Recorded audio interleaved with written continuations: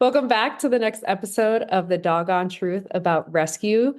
We're going to be talking about our fostering program with a plethora of people that are knowledgeable on the topic. It is probably the most we've ever had on podcast, right, Sai? Yes. So we're going to go around and everybody just introduce yourself briefly, your name, current position with Always and Forever, and then just briefly how you discovered Always and Forever, because it's so interesting to find out how you stumbled upon and now how it shapes your life. So really quick, we'll start with, I'll just go in order. Elizabeth, do you want to go first? So Elizabeth George, I'm a placement coordinator with Always and Forever. I found Always and Forever through Facebook, I think, like a lot of people do. It was the good night videos from early on, and realized that Always and Forever is really in my backyard, so to speak. I live in Olathe, so started volunteering about 3 years ago. Well, thank you, Elizabeth. I'm Lindsay, and I joined Always and Forever way back in the beginning. And I'm just basically a stalker and foster. How many have you fostered and how many are you currently fostering? Right now I'm taking care of my son's dog Forever. But I have fostered 5 or 6 probably total, but I have my alumni Pete doesn't like other dogs, so I have to be real careful who I foster. Understandable. Melody, you're up next. I found Always and Forever actually because I joined a Facebook group for a dog, Bonnets for Abigail. And of course, when you join a site like that, they usually end up suggesting. And so they suggested Always and Forever.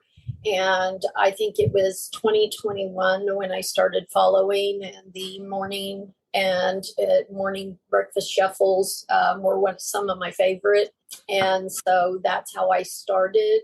I volunteer. I try to go to the Little Red Barn or up to one of the barns at least 2 or 3 times a year to in person volunteer. But I've also fostered. I started out fostering a holiday foster, and then we ended up returning her, and she ended up getting adopted, and it just was so heartwarming to know that we were a part of her journey. We've since fostered, I think this year we fostered 4 because we lost our baby girl last August, so she was a little bit picky. We foster failed our first one. And so I decided I needed to foster animals that are dogs that weren't my breed because I love labs. And so we've had 4 successful fosters. Our last 3 have been medical. Our last one was a hospice foster. So we're currently taking a break. And we'll talk about that a little bit more in the episode, the difference between all the different ones that you just said of the holiday, the hospice, the health. So we'll get into that a little bit. Christine, would you like to introduce yourself and give a little bit of background? Hi, I'm Christine Cross. I am a foster. I discovered Always and Forever because somebody gave me the book, The Little Red Barn. So I read that. This meeting is being recorded. And so then I started following on Facebook. And then I applied for a foster just a little over a year ago. I hit my 1 year in August. And so I have fostered about 6 or 7. And my current foster just went to be adopted Monday. So congratulations. Thank you. That is big. All right. We'll go with Judy Elgrim. I've got my husband with me here too, because I can't do it by myself. He does more than I do, I think, sometimes. But we started, it was in 2020, our neighbor, she knew we liked Cocker Spaniels, and she told me that and we were looking for one. She said, go to Always and Forever. They have a Cocker Spaniel. So that's how we got started. It was in October 2020. We foster, we transport, we volunteer. We keep busy with it. We fostered 14 altogether. Whoa. And we do a lot of medical fosters and some longer term ones too. Perfect. Always a different experience. Always. Judy, other Judy, are you? Well, I'll call her the other Judy now. Judy, can you hear me? Yes.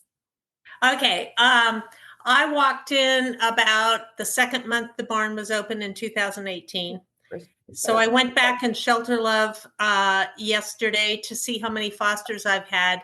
And in Shelter Love, I've had 19, but we didn't have Shelter Love back in the old days. So I would guess it was about 24 when you just walked in and grabbed them and left, which is how I acquired some of my fosters. I've adopted 4 of them, but I thoroughly enjoyed it. I'm not as active as the Algrams. I'm sort of in foster retirement now. I'm at capacity, and the Algrams are out there, man. Christine, and good to see you, Christine, because I've been at your front door recently, I think. I was vet driving, and I'm kind of trying to ease myself out of it. So I do maybe a couple of vet drives a week, and I've turned it over to Sarah, and now I'm helping out on the medical team. We appreciate all that you do, Judy. I know it's a lot and you bounce around. All right, Dawn, are you ready again? I am. It will not let me share my face for some That's reason. okay. So I'm sorry. Sorry. So Dawn and I trying to remember how I found out about I knew the name of the foster facility. I had mentioned to somebody that when my dogs had passed, I would maybe foster or adopt go to the shelter, offer the old dogs, take old dogs. And somebody told me about Always and Forever, but the foster wise, I think I just saw a post about a dog. And no, yeah, that's what it was. Because I was at my brother's house in Columbia and I saw a post about this dog's going to get euthanized. Somebody's adopt him. And I said, I'll take him. And then I realized it was like an hour from my house or more. And then I called them and they're like, he's been adopted. I'm like, okay, or fostered. And then I think I saw a post for you guys and just signed up to foster. So I've had one foster. I had Leaf. His name was Leaf, little terrier mix, for a week. And he got fostered. He was a little older dog. So, but I've had dogs and cats. My dogs, like I said, are both gone. But my daughter has an Amstaff that we got from a rescue when he was 7 months old. He's 5 now. And I have him off and on quite a bit. So he's a good dog, and he's been good with most dogs we've had him around. But if any dog wants to fight, he's down. And so I have to be cautious with bringing him around other dogs. I don't really know how to manage that. So we don't introduce him. Let's put it this way. We don't really introduce him to new pets hardly ever anymore. So I feel bad because I think we need to be, but anyway. It's better to be safe than sorry in those situations, I think, and just take it as it comes. I just feel bad though, because there's a dog that that's available, but I can't even take him till Monday night or Tuesday because I have this one. So, but he's my love. I have him all the time. So thank you. Is it, correct me if I'm wrong with the pronunciation, Juanita? Yes. Nita. Hi, Sai. I've been volunteer since the second month they were open. Judy Kay and I went through orientation at the same time. I foster, I volunteer, I do adoption events, and I've done some vet drives when in the evening or afternoon when I was off. I have fostered 51 dogs that I've been keeping track of. I think there were some in there before I started writing them down that I didn't get, but that's the number I have. And currently I have one foster. Her name is Bitsy, and I foster failed 2 in that amount of time. So within 2 months of it opening, how did you find out about Always and Forever with it being so new? I saw it on Facebook. Okay. And I've always had dogs and loved them, and I thought, oh, this will be cool. And so I went out there thinking there's no way anybody's going to come and volunteer to pick up poop and do all this. But I drove in and the whole pasture was full of cars, and I met my first pit, and I've loved it ever since. That's beautiful. It's been a journey. It has been a journey. It has been a journey. Lots of changes since the second month. Yes, absolutely. And then Yes. I think last but not least, I apologize because it's just showing as K Trek Station 1's iPhone. Oh, it's me, Christina. I didn't change it. You're good. Welcome, Christina. I actually have just been fostering for maybe about a month now. But I've heard of you guys. I've been following Always and Forever for a few years now. I've fostered for KHS for a couple of years for Always and Forever.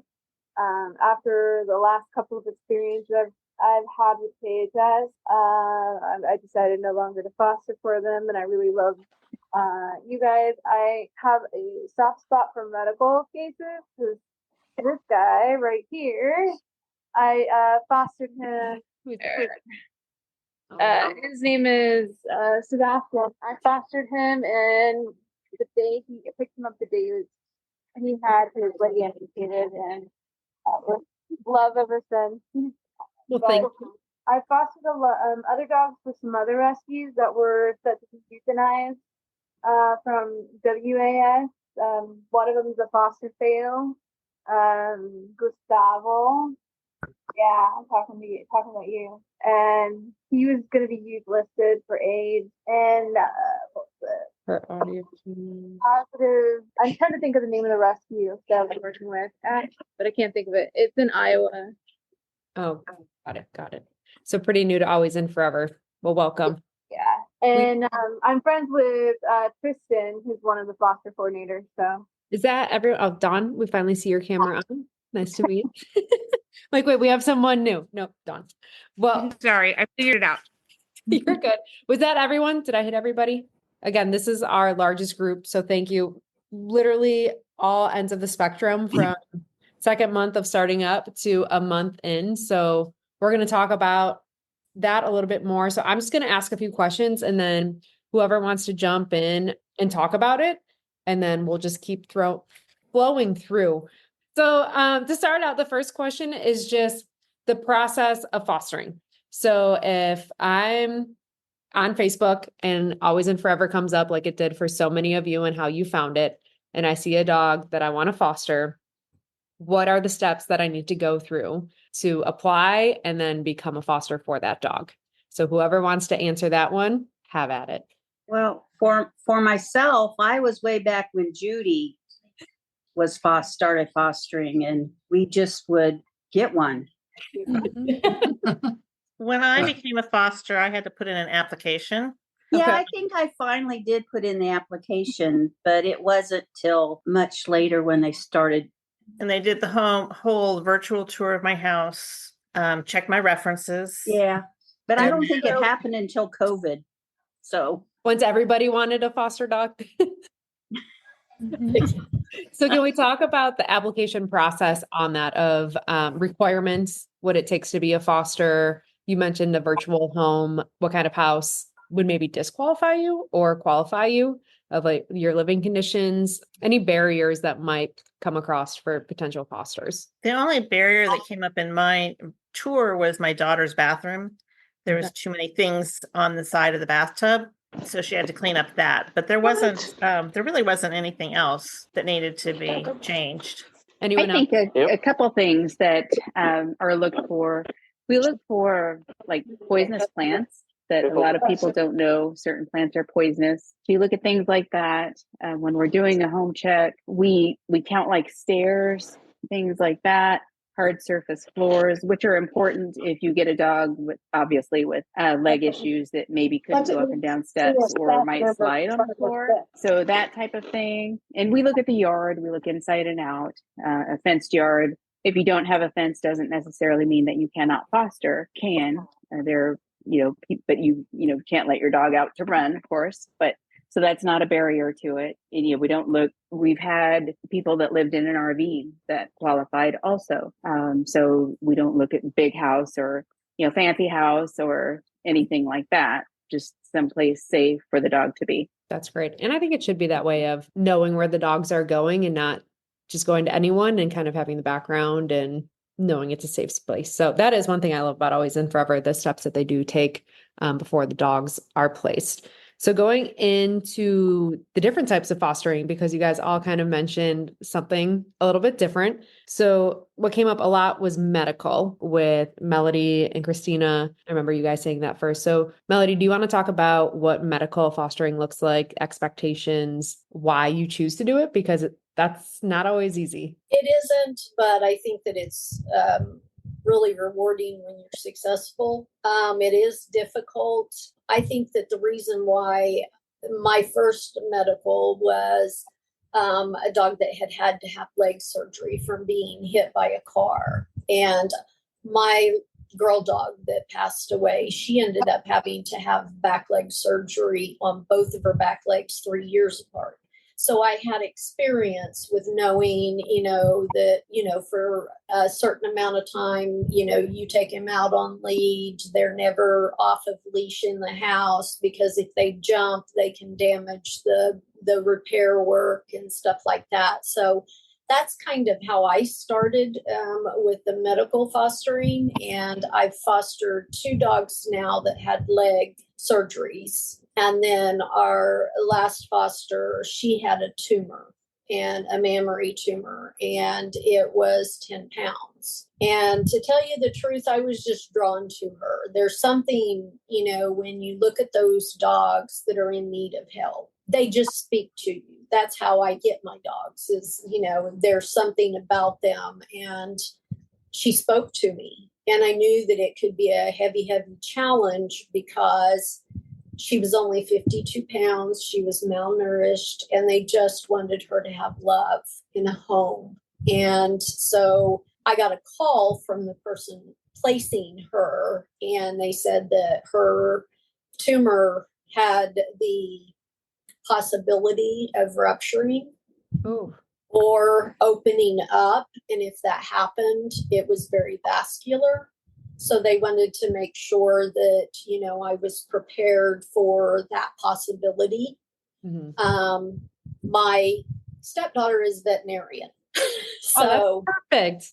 Yeah. And I have a very supportive husband, and I am not squeamish in any way or manner. I mean, none of that bothers me. I've walked for a long time at the Little Red Barn and just picked up poo, and I always do it with a little bag over my hand. I'm not squeamish, and my Molly, she ended up cutting her tongue one time, and it looked like we murdered somebody in our laundry room. And I finally got my hand on her tongue, and we took her to the emergency vet, and I was covered in blood, and the lady was more worried about me going and cleaning myself up.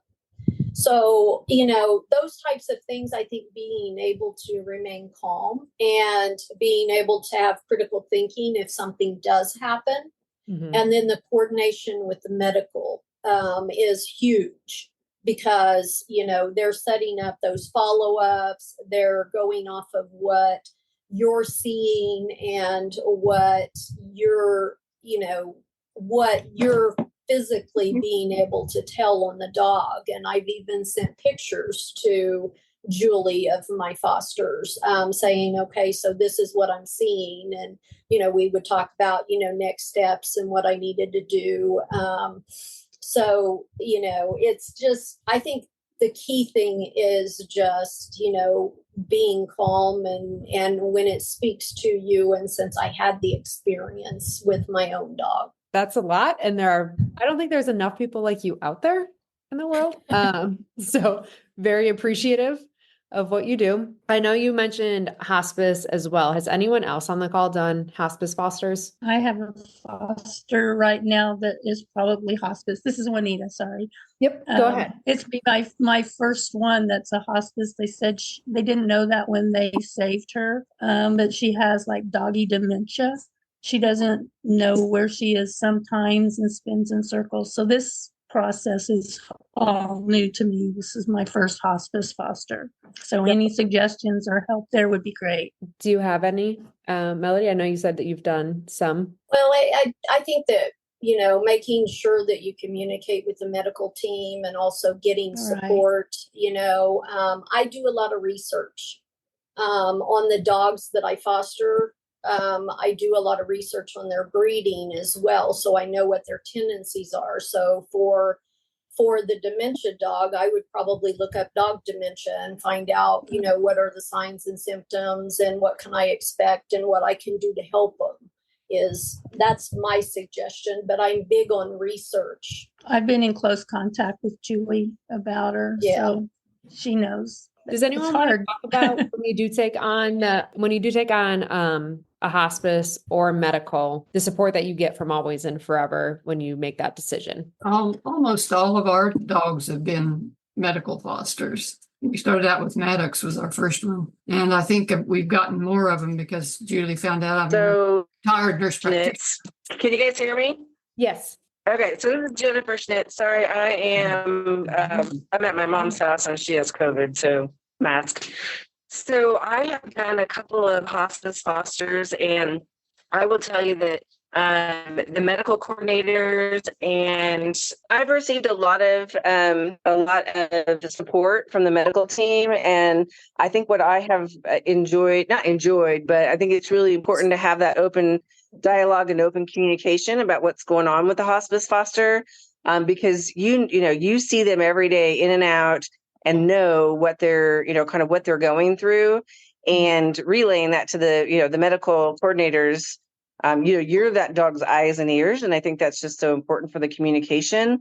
The support I've received, I mean, I've talked through a couple of situations where I'm like, I had to, along with the medical coordinator, make the decision that the dog was finished and ready to go. And so, I think just that communication is huge. I think the other piece is just ensuring that you have a plan, right? You know where you're going to take them if there's an emergency. You know who to contact. That you have all the resources available to you. So I think that's an important piece as well. Agreed. Judy, did you have anything to add on? I know you had started. Yeah. Oh, I didn't know if you could hear me or not. No, we can hear you. Okay. Yeah, like most of our dogs have been medical fosters, and the biggest issue with medical fosters is they always have cones. I feel that. Yeah. And draining wounds. But I agree with the rest of you that the support, from Julie and Always and Forever. If you got any problems, you can always call, and they make appointments for you to go take them back in. And it's just been really, really helpful. For those that have not done medical fosters or don't specialize in medical fosters, can you talk about the support that you get when you decide to be a foster for Always and Forever, just with regular cases? I can say I'm really new to it, but anytime I message Elizabeth, I get almost an immediate answer. And that's really helpful. Probably bugging her too much. Perfect. That is good. I'm going to talk about too, and correct me if I'm wrong, but basically everything is covered, right? Of the food, anything that's needed. If they do need to go to the vet and you can't take them, people will come pick them up, of making it as hassle-free as possible for all of you. Correct? Yes. Perfect. Just making sure there. And then another type of foster that I know Always and Forever is holiday fosters. Has anyone started with those or know about them or recommends them to friends and family? Because I do it all the time, especially the job I work at. We get a ton of seasonal and interns from out of town. So whenever they come in and they start talking about getting a dog, but they can't commit to it, I'm like, Always and Forever has these wonderful programs of the day dates, of the hotels, and then the holiday fostering. So if anybody wants to talk on any of those topics within Always and Forever. Well, that's how I started, was Perfect. the holiday foster. It was Kahlua was her name, and she was actually in the suites, and they were trying to get her placed for holiday foster because she really, really needed a break from, being in the shelter environment. And she was my first experience with holiday foster, as well as rotating. And because her and my girl dog, we introduced, but Kahlua was selective, and so they didn't select each other. So for the 2 weeks, I would just, one would be in my room, and then I would, change out, and and I would post her a lot during the holidays and during that time, and post pictures of her, just trying to get her noticed, because, I wanted her to have a home to go to after us. But it's to be able to take a dog in your home during the holidays and give them that break. I think it was 2 weeks. I think it was a little more than 2 weeks because I'm 3 hours away. So I had to do it on a way that I could transport her back. But it was a wonderful, wonderful experience. And I would highly recommend it as a start to fostering, just simply because it's a good way to dip your toes in and see if it's something that you really want to commit to, because it is a commitment. Hey, Melody, and I am definitely very new at this.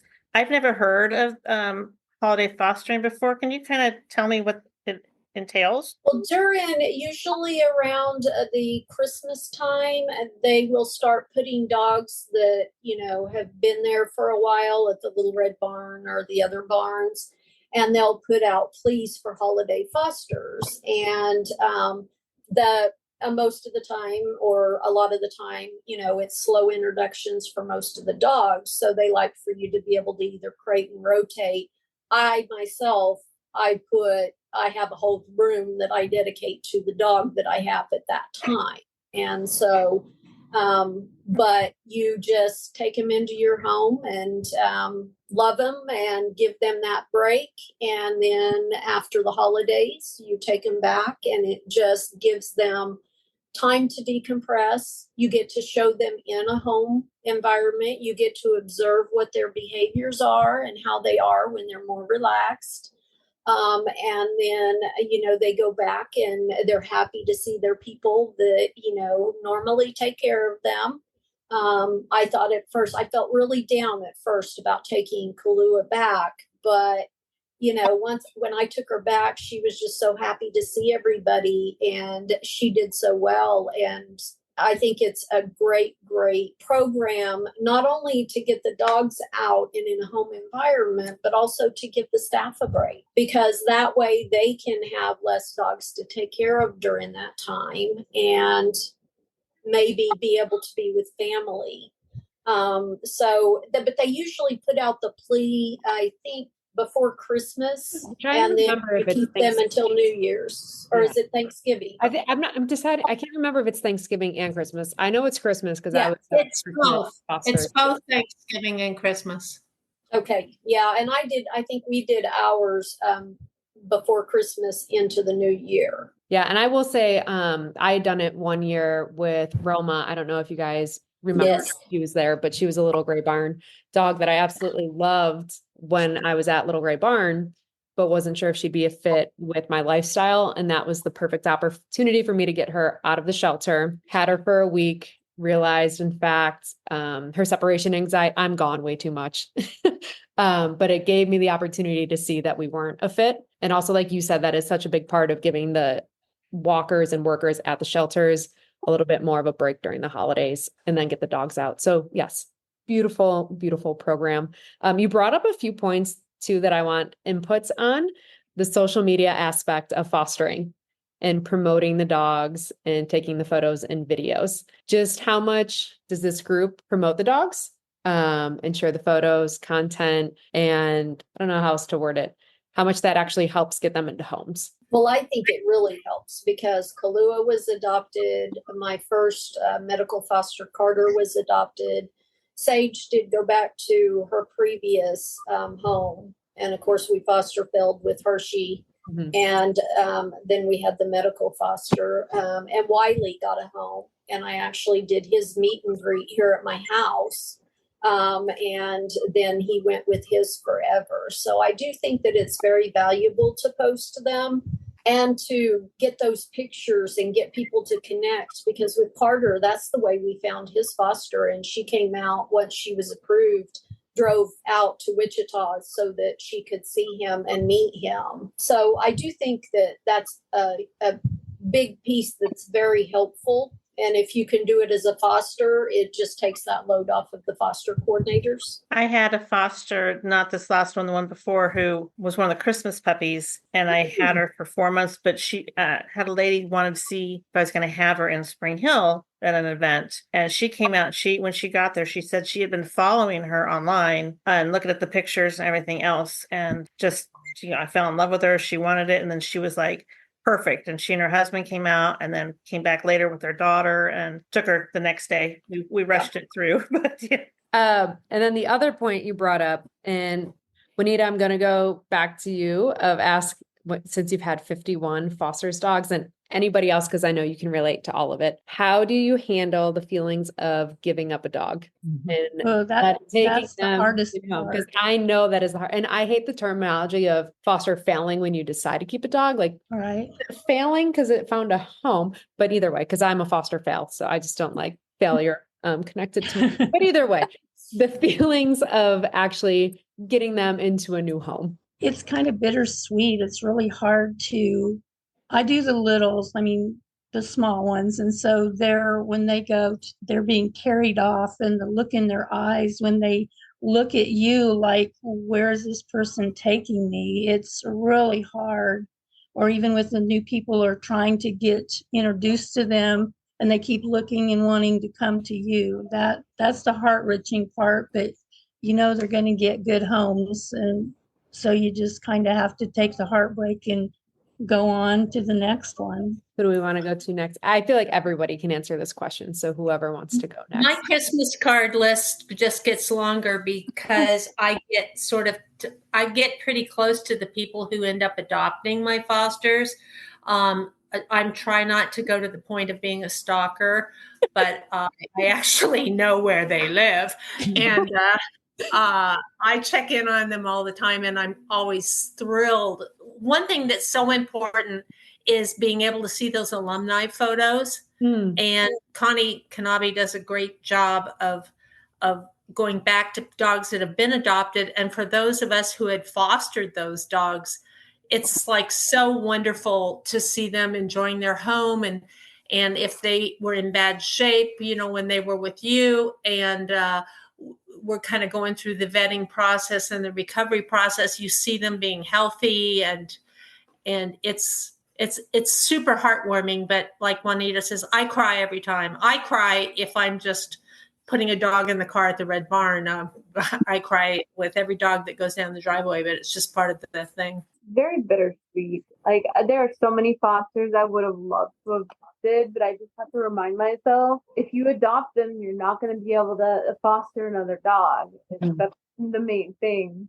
And that's what's prevented me from adopting every single one of them. So I had to tell myself, because I only had the dog for a week, and he was an easy foster. Honestly, little body drained. Couldn't have been a better puppy. Adjusted pretty well. When I went to bring him, it's a lady that fosters anyway, but she got him instead of people who got him. I couldn't help myself. I just started crying. I was like, and before that day, I was like, I'm sorry. I don't want him to feel like I've abandoned him too. But I just, like you said, tell myself like, okay, but this is what I signed up to do. I signed up to help find these dogs a home. And then, like you said, if I don't find them a home and I take them in, then I can't help any other dogs. So that's kind of how I tried to look at it too.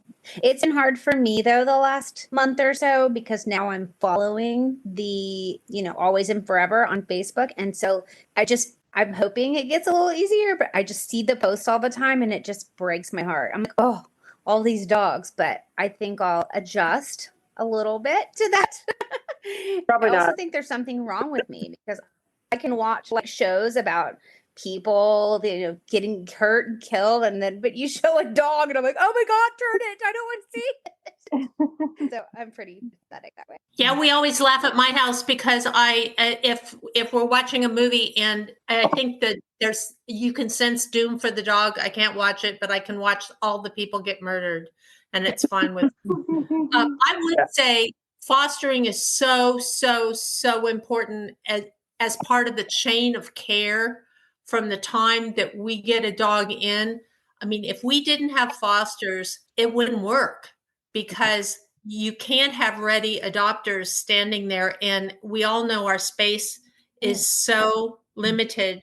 Even though we have 3 facilities, fostering is probably the most important link really in this whole chain of care that we have, besides providing the medical care, because it's super important and gratifying. And fosters also socialize dogs, and get their profile together so that when adopters are trying to select the right dog and the placement team is trying to place the right dog with the right person, who do they rely on? They rely on fosters. Sorry, this is Jennifer. I was just going to say one of the things that I really like about fostering is that I'm included in part of the process. It's not my choice to approve an adopter, but I at least have some insight and allowed to have a conversation. And that makes actually letting them go a little easier when I feel good about them. And me too, my friends list has grown exponentially.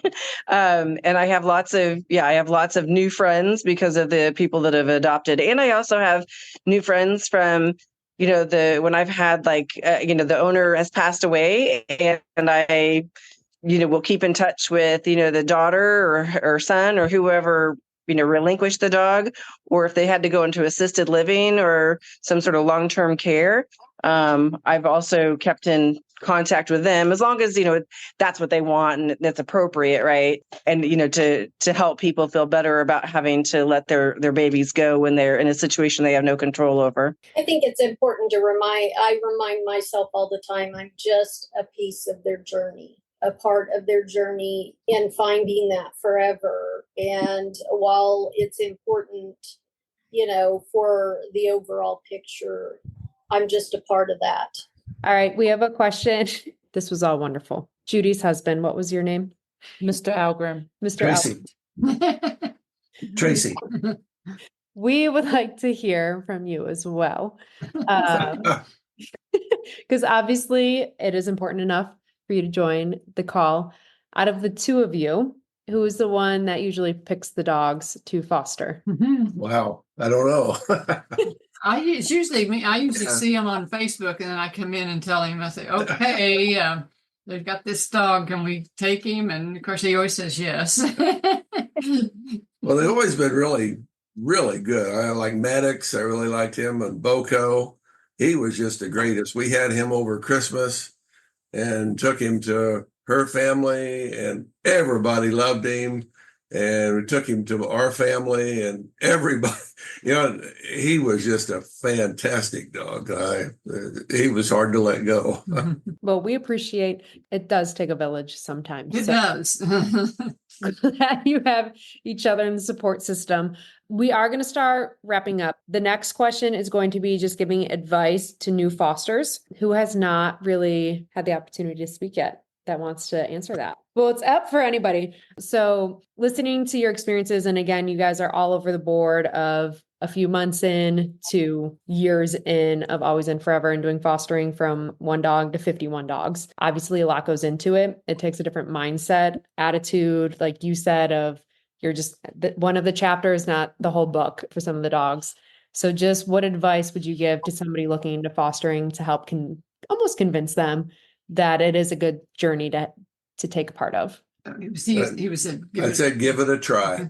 It's something for somebody that hasn't done it before. It's a new experience. And I think you can learn so much about yourself and your reactions to dogs. And it's just a fulfilling thing to do. And before you don't be really hard on yourself is what I would, because, there's going to be things that come up that you don't have any experience with, but that doesn't mean you're alone. You just need to reach out to other fosters or, your team, but be patient with yourself as well. And I do have a great husband that usually is, I do the same thing. I take him the phone and say, is, this good with you? And Sage did not like men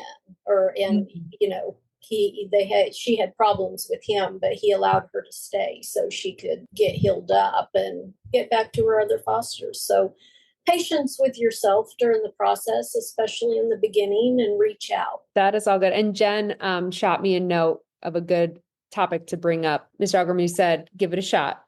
But with doing that, I guess there are yearly requirements that need to be fulfilled for being a foster. Does anyone want to talk about those to stay on track and stay within the foster community with Always and Forever? I have no clue what you're talking about. I didn't know about it either. Jen, you brought it up to it. If you want to be the one to talk about it. I can speak to it. The Okay. Kansas Pet Act, there is a requirement, an annual home check, which is something that it came in, was it last year? So we're working on getting everybody updated as the home checks roll around to do that. So that's one of the requirements to stay in. Perfect. Any other ones that anyone knows about? I remember reading one about kind of hard because number one, I don't have a car. Number two, I live in Wichita. Is bringing them to adoption events at least once a month, I think is what it said. Okay. Yeah, that would be difficult with you being out there and the majority of the events being out here. Yeah, adoption events if you're close by, of course. But I think one of the best things, and we talked about it, was posting them to social media. That's where how Always and Forever grew to the size that it is. So it's very important. Pictures, just different things about them, like we talked about, their attributes that they have. Videos are really good too. So perfect. I also have thoroughly enjoyed, we're going to only post the audio version of this, but for background, we are on Zoom, and I think I have counted at least 2 to 3 dogs that have popped into the Zoom videos. So those are always welcomed and enjoyed. Is there anything else to wrap up the episode that you would want to talk about fostering, let new fosters know, really just open on fostering? One thing, I think it's a good way to learn about all the different breeds that you might get. Because the first dog we had was a pit bull, and we have no experience with pit bulls other than thinking they're scary. And we've had a pointer and cocker spaniel, and you just learn so much about all the different breeds. Yeah, my opinion of pit bulls like 180 from where it was. Oh, we've not had a. They're so sweet. You are in jeopardy, maybe being licked to death. Yeah. I had to sit on the floor because start charging the computer. That's why he would not leave me alone. I'm like, stop it. I do have one thing I wanted to kind of get out there for, especially for new fosters who might hear this podcast. It's so important to listen to your foster coordinator or whoever you're talking to before. I know that we have more. When dogs are accidentally lost, 90% of the time they are lost the first day they go to a foster because someone either doesn't keep a slip lead on them in addition to a collar. Dogs who are scared, they back out of their collars. So you're always given a slip lead. Please listen to the foster coordinators. And I know everybody on this is old stuff for us, but and the other thing is we're always saying if it's a multi-dog household, slow introductions, slow introductions, slow introductions. There's the 3-3-3 rule, 3 days and then 3 weeks. And then a dog finally feels at home in 3 months. But I think every time we drop off a foster, unless we really know that dog well, we're saying, please separate this dog from your other animals. At least for the first couple of days. And so often people sort of lose that in the fun of having a new dog in their house, and that they run into problems. So the foster coordinators are great about telling people what to expect and what they should follow the first couple days. And if people listen to that, it would really improve a lot of conditions with fosters. Judy, we do have a question in the chat. So some rescues only allow fosters within that rescue. Do you know our stance on that? I'm not sure how to answer that, except that we allow fosters who have gone through our foster application process. Okay. So if you haven't had an application through us, but you foster for another rescue, you would still need to do a foster application with us. But could I foster from, say, another rescue, but then also foster from Always and Forever? Oh, I think we have people who, I think we have fosters. I could be wrong. And remember, our processes have changed over 6 years. But I know we have had fosters who were fostering for other rescues as well, as long as they're following our processes. And yeah, Jennifer, you are. I know that I think you've. It's Christina. Didn't you mention you were too? You have dogs from different. Yeah, I actually can foster for beauties, KHS, and then I just recently applied from here. But I don't do like multiple fosters from like each one of them. I focus on one at a time. Very good question, because I know some people might think that they can't. So just for the clarification. Some of them, like you can't foster from multiple at the same time. Have a dog from each one. Yeah, that was probably my biggest question was around, can you have a dog from multiple rescues at the same time? And I think it depends on the organization. But I think the issue with it becomes if a dog comes in, you're fostering through one organization, you have another foster come in from a second organization, and that dog's got kennel cough. So now who's responsible for paying for the meds? Because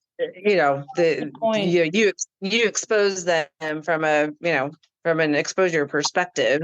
So I think that's where some rescues say, you're only allowed to foster their animals, and not necessarily, but just at the same time of not rescuing having multiple dogs from different places at one time.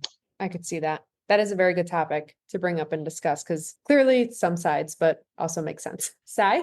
Juanita, Yes, I got your attention. 51 dogs you foster. yes. We need a cover dog. Do you have one? The only foster I have at this point is Bitsy. I mean, do you want one from the past? No, so it's going to be the cover of our episode. So when it's on Spotify, on the little image, it'll be whatever dog. Juanita, do you not listen to our podcast? How many people have listened to our podcast before? I've listened to some of them. I have not listened to all of them. I have to admit that. Some of them Jen makes over an hour long, and I don't blame you. Yeah. I would, the ones I have, Panina or Bug. The Bug is a permanent foster. Then They no. have a lot of followers. Who's People available always in love your to see- house currently? For adoption? Yes. Probably none. Okay. Well, the ones I have are mine, except for Bitsy, and she can't go anywhere because of the dementia. So, Okay. The hospice. so Does none that of them are have available. an available dog for or adoption that we could put as the cover dog? Are they all medical? I have one. Okay. Who is it? Oh, I'd say I have a little dog named Bobo. Bobo? Okay. Tell us about Bobo. This is his moment to shine. So Bobo's a little Chihuahua. I think he's a Chihuahua mix. But he weighs about, 14 pounds. He's 9 years old, and his owner passed away, unfortunately. But he's kind of he looks like a little fox, and his hair's kind of long, but he's super soft and he's super sweet. He wants you to pet him. He's one of those dogs that keeps nuzzling under your arm every time you stop. So he's one of those. But he's been really easy. He sleeps in his kennel. He's quiet. Yeah. I don't know. He's a great little dog. He'll be a great companion for somebody. Perfect. Bobo will be our cover dog for sure. So and I think there has been a post on him, so I think he's out there if you want to look for him. I will look for photos. All right, Sai. He's very cute. He's got the best smile. Thank you all for coming and sharing your fostering experience. Did you guys know each other before the call or just in the Facebook message group? Like, have you ever seen each other faces? No. Some of them. I know a couple of them. I know the No, other Melody. ones. Yeah, we know Melody. Well, just know that you have each other. You're all going through a similar experience. If you have questions, I'm just putting this on to all of you. If you don't want it, don't be open to it, but reach out to each other, ask questions, be there, support. That is a big thing about Always and Forever, the family environment and just always being there for each other. So especially when you're doing the medical and the hospice, not many people put themselves in those positions, and it's very vulnerable and emotional. And just know that we all have the same passion and feeling towards it. So don't ever be afraid to reach out. You guys are a very special group, and we would not be an organization without you. So thank you. And Sai always says the famous last line of the podcast, so I'll let her do that. As always, it's never too late for a happily ever after.